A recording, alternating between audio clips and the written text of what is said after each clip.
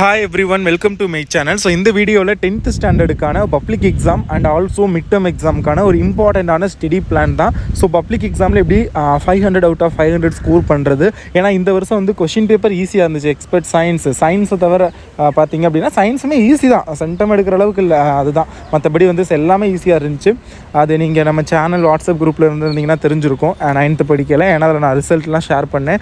So வந்த எல்லா ரிசல்ட்டுமே பார்த்திங்க அப்படின்னா நமக்கு கிட்டத்தட்ட 7000 மாணவர்களுக்கு மேலே வந்து மெசேஜ் பண்ணியிருந்தாங்க அவங்க மார்க்கு. அதில் ஒரு 6000 மாணவர்களுக்கு மேலே வந்து எல்லாமே 450+ தான், 450 மார்க்குக்கு மேலே. அதுக்கு ரீசன் கொஸ்டின் என்ன தான் ஈஸியாக இருந்தாலும் அவங்க ஹார்ட் ஒர்க் பண்ணியிருக்காங்க, அவங்க படிச்சிருக்காங்க, நான் சொன்னதை ஃபாலோ பண்ணியிருக்காங்க, அவங்க ஸ்கூலில் சொன்னதையும் சரி, அவங்க டியூஷன் போனது எல்லாமே டயத்தை ப்ராப்பராக யூட்டிலைஸ் பண்ணியிருக்காங்க. ஸோ அதனால தான் அவங்களால அந்த ஸ்கோர் வந்து எடுக்க முடிஞ்சுது. ஸோ நீங்களும் அந்த மாதிரி ஸ்கோர் பண்ணணும், ஒரு நல்ல மதிப்பெண் வந்து எடுக்கணும் அப்படின்னா ஸோ நான் சொல்கிற டிப்ஸ் அண்ட் ஸ்டடி பிளானை ஃபாலோ பண்ணுங்கள். ஸோ அதுக்காக நான் சொல்கிறத மட்டும் ஃபாலோ பண்ணுங்கன்னு சொல்ல மாட்டேன்.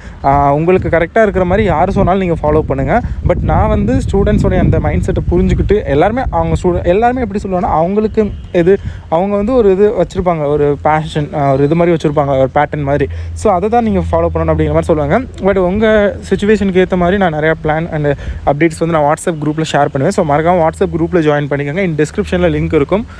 அண்டு ஐ ஹோப் வந்து நீங்கள் நல்ல மார்க் எடுக்கணும் அப்படின்னா எல்லாருமே நீங்கள் விரும்புவீங்க. ஸோ 500 அவுட் ஆஃப் 500 எடுக்கலாம், அது எடுக்க முடியாது அப்படின்லாம் கிடையாது. ஸோ எடுக்க முடியும். ஸோ அதுக்கு நீங்கள் என்ன பண்ணணும் அண்டு எதெல்லாம் அவாய்ட் பண்ணணும் அண்டு எதெல்லாம் நீங்கள் வந்து ஃபாலோ பண்ணணும் daily.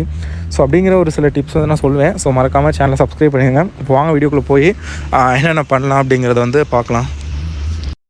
Hello students, welcome to my channel. So இந்த வீடியோ வந்து 10th ஸ்டாண்டர்டுக்கு SSLC 2024 to 2025 பப்ளிக் எக்ஸாமில் வந்து நீங்கள் வந்து 500 அவுட் ஆஃப் 500 எடுக்கிறதுக்கு நீங்கள் வந்து என்ன ஸ்டடி பிளான் வந்து ஃபாலோ பண்ணணும் அப்படிங்கிறத பார்க்க போகிறோம். So public exam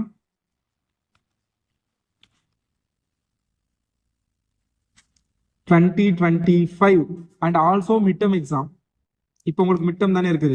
so mid term exam 2024 இதில் வந்து எப்படி ஸ்கோர் பண்ணுறது, அதுக்கு என்னென்ன டிப்ஸ்லாம் நீங்கள் ஃபாலோ பண்ணணும், உங்களோட வே ஆஃப் ப்ரிப்பரேஷன் எப்படி இருக்கணும், எப்படி இருந்தால் நம்மளால அச்சீவ் பண்ண முடியும். ஏன்னா லாஸ்ட் இயர் வந்து நமக்கு நிறைய பேர் கிட்டத்தட்ட 7000 ஸ்டூடெண்ட்ஸுக்கு மேலே பார்த்தீங்க அப்படின்னா வாட்ஸ்அப்பில் நம்ம சப்ஸ்கிரைபர்ஸ் எக்கச்சக்கமாக இருக்காங்க. பட் அதில் 7000க்கும் மேற்பட்ட மெசேஜஸ் எனக்கு வந்து வாட்ஸ்அப்பில் வந்து இருந்துச்சு, நான் இவ்வளோ மார்க் அப்படின்னு.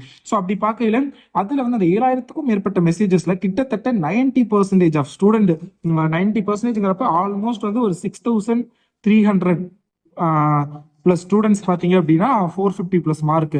ஸோ அந்த மாதிரி தான் எடுத்திருந்தாங்க. ஸோ அந்த அளவுக்கு வந்து நல்லா படிச்சிருந்தாங்க.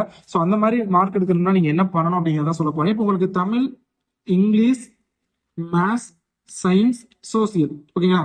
ஸோ 5 சப்ஜெக்ட் இருக்கு. நீங்கள் என்ன பண்ணணும், ஃபர்ஸ்ட் இந்த 5 சப்ஜெக்ட் வந்து நீங்க வந்து ஐடென்டிஃபை பண்ணணும். ஐடென்டிஃபை மீன்ஸ் உங்களுக்கு எது வந்து ஈஸியா இருக்குது, எது வந்து கஷ்டமா இருக்குது, எந்த சப்ஜெக்ட்ல மார்க் எடுக்க முடியுது. அப்ப இந்த இது எப்ப ஐடென்டிஃபை பண்ணலாம்னா மிட் டேர்ம் எக்ஸாம்ல. ஏன்னா மிட் டேர்ம் எக்ஸாம் எழுதுனதுக்கு அப்புறம் தான் உங்களுக்கே ஒரு ஐடியா கிடைக்கும். ஓகே, இந்த சப்ஜெக்ட்லாம் ஈஸியா இருக்குது, எக்ஸாம்ல இதெல்லாம் ஈஸியா எழுதிட முடியுது, ஆனா இதெல்லாம் கொஞ்சம் ரொம்ப அந்த இடத்துல எக்ஸாம்ல போய் கன்ஃபியூஸ் ஆயிருது அப்படின்னு உங்களுக்கு ஒன்று தெரியும். ஸோ அதை வச்சு இந்த சப்ஜெக்ட்டுக்கு வந்து நீங்க என்ன பண்றீங்கன்னா ரேங்கிங் பண்றீங்க. இதுல நான் டாப்பா இருக்கேன், இதுல நான் கொஞ்சம் வீக்கா இருக்கேன், இதுல நான் இன்னும் கொஞ்சம் எஃபோர்ட் போடணும். ஸோ அப்படிங்கிற மாதிரி அதை முடிவு பண்ணிட்டு அந்தந்த சப்ஜெக்ட்டுக்கு அவ்வளவு டைம் ஸ்பெண்ட் பண்ணணும் நீங்க. என்னோட சஜஷன் டெய்லி வந்து 2 hours 10th ஓகே ஒரு டெய்லி. இப்ப வந்து நான் முன்னாடியே எனக்கு வந்து 400க்கு மேலதான் நான் என்னால மார்க் எடுக்கிறேன். அது ஆனா எனக்கு வந்து 450+, 490+ வேணும், 500 அவுட் ஆஃப் 500 வேணும் அப்படின்னா நீங்க வந்து டெய்லி வந்து 2 hours வந்து படிக்கணும். ஓகேங்களா? Daily 2 hours compulsory. நீங்க டியூஷன் போனாலும் சரி, இல்ல வீட்டுல இருந்தாலும் சரி, கம்பல்சரி 2 hours வந்து டெய்லி இந்த கன்சிஸ்டன்சியா ஃபாலோ பண்ணணும். எனக்கு இப்பதான் நான் அந்த 300 தொடர டைம்ஸ்ல கூட இல்ல, நான் ஒரு 350 இல்ல 300 பார்டர்ல தான் நிக்கிறேன். நான் 400க்கு மேல எடுக்கணும்னா நீங்க வந்து ஒரு 1.5 hour வரைக்கும் படிக்கணும். உங்களுக்கு புரியாம இருக்கலாம். எனக்கு 400 தான் தேவை, நான் எப்படி 1.5 hour? அவங்க 490 சொல்றீங்க, அவங்க 2 மணி நேரமானா எஸ் கண்டிப்பா அதான். ஏன்னா அந்த அவங்க ஆல்ரெடி 400க்கு மேல எடுக்கிறாங்கன்னா அவங்களுடைய இது ஓகே, அவங்க 400க்கு மேல எடுக்கிற அளவுக்கு அவங்க கேப்பபிலிட்டி இருக்குது. அப்படிங்கிறப்ப அவங்களுக்கு வந்து அந்த 400 வந்து ஈஸியாவே அவங்க வந்து ஸ்கோர் பண்ணிடுவாங்க. ஸோ அந்த இதுக்கு வந்து அவங்க டெய்லி எவ்வளவு படிச்சாலும் பிரச்சனையே இல்லை. ஆனா அந்த லாஸ்ட் அந்த ஒரு 50 to அந்த 50 மார்க் தானே எடுக்க முடியல அவங்களால. அந்த 450 மேலங்கிறப்ப அந்த 50 மார்க் தான், 50 to 100 மார்க்குள்ள தான் கம்மியா வருது. அதுக்கு தான் அவங்க வந்து மிஸ்டேக் பண்றாங்க. அப்ப அந்த மிஸ்டேக்கை சரி பண்ண டைம் ரொம்ப தேவை.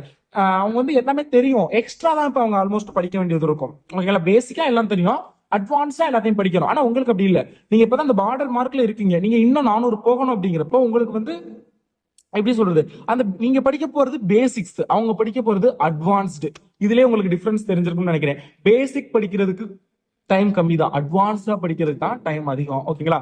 இப்போ ஒரு ஸ்டூடெண்ட், இப்ப 2 ஸ்டூடெண்ட் ஏ பின்னு 2 ஸ்டூடெண்ட் இருக்காங்க. இவங்க வந்து ஏங்கிற ஸ்டூடெண்ட் வந்து 90 80ல இருந்து 90 எடுத்தா போதும். இவங்க வந்து கன்ஃபார்ம் 100 எடுக்கணும்னு நினைக்கிறாங்க. ஆனா இவங்களால 95 இல்ல 95 வேணாம் 99 தான் எடுக்க முடியுது. ஆனா இவங்களுக்கு வந்து பிரச்சனை இல்லை. இப்ப நான் இவ்வளவுதான் என்னால இவங்க வந்து 80 to 90 எடுக்கிற ஸ்டூடெண்ட் அப்படிங்கிறப்ப அவங்களுக்கு பிரச்சனை இல்லை. எப்பவும் போல படிச்சாவே அந்த மார்க், ஏன்னா அவங்களுக்கு அது டிஃபால்ட்டாவே அந்த மார்க் அவங்களால எடுக்க முடியும், எடுத்துருவாங்க. பட் இந்த 100 எடுக்கக்கூடிய ஸ்டூடெண்ட்ஸ் 99, 98, 97 நிக்கிறாங்கன்னா அப்ப ஏதோ ஒண்ணு அவங்க மிஸ்டேக் பண்றாங்க.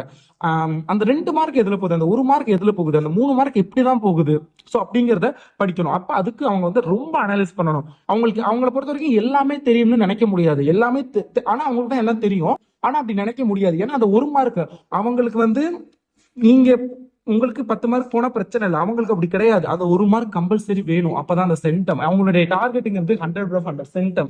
ஸோ அப்ப அதுக்கு வந்து அவங்க டைம் ரொம்ப ஸ்பெண்ட் பண்ணி தான் ஆகணும். இப்ப நீங்களே அது உங்க ஸ்கூல்ல இப்ப நான் சொல்றேன் இந்த ஒரு இது, அதை நீங்களே கம்பேர் பண்ணி பாருங்க.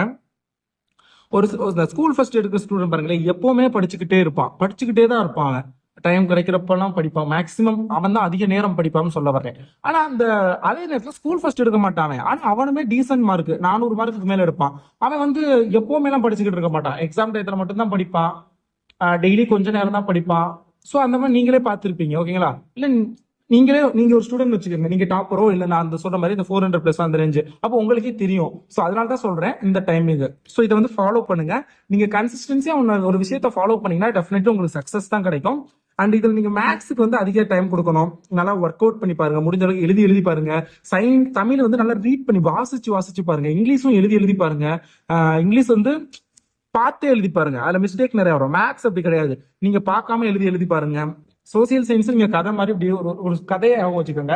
அப்புறம் அந்த இயர்ஸ் எல்லாம் நல்லா ஞாபகம் வச்சுக்கோங்க. நீங்க இன்னும் மிட்டம் எக்ஸாம் கூட எழுதாதனால உங்களுக்கு அவ்வளவா இப்போதைக்கு தெரியாது. ஆனா நீங்க 9th படிச்சிருக்கீங்க, 9th ஆல்மோஸ்ட் 10th மாதிரி தான் இருக்கும். ஸோ அதனால உங்களுக்கு ஓரளவுக்கு நல்லா ஐடியா கிடைக்கும். இருந்தாலும் அந்த 10th எக்ஸாம்ங்கிறது ஒரு சம்திங் டிஃப்ரெண்ட். ஸோ அது எழுதுனதுக்கு அப்புறம் உங்களுக்கு இன்னொரு ஐடியா கிடைக்கும். அதுக்கப்புறம் எந்த சப்ஜெக்ட்ல வீக்கா இருக்கேன், எதுல நல்லா இருக்கேன் அப்படிங்கறதெல்லாம் அனலைஸ் பண்ணி சூப்பரா படிங்க. அப்கமிங்ல நான் அடுத்தடுத்து உங்களுக்கான study plan, important questions, model கொஸ்டின்லாம் அப்லோட் பண்றேன். ஸோ மறக்காம சேனலை சப்ஸ்கிரைப் பண்ணுங்க. Thank you students. அண்ட் இந்த மோட்டிவேஷன் உங்களுக்கு யூஸ்ஃபுல்லா இருந்துச்சா கமெண்ட் பண்ணுங்க. தேங்க்யூ.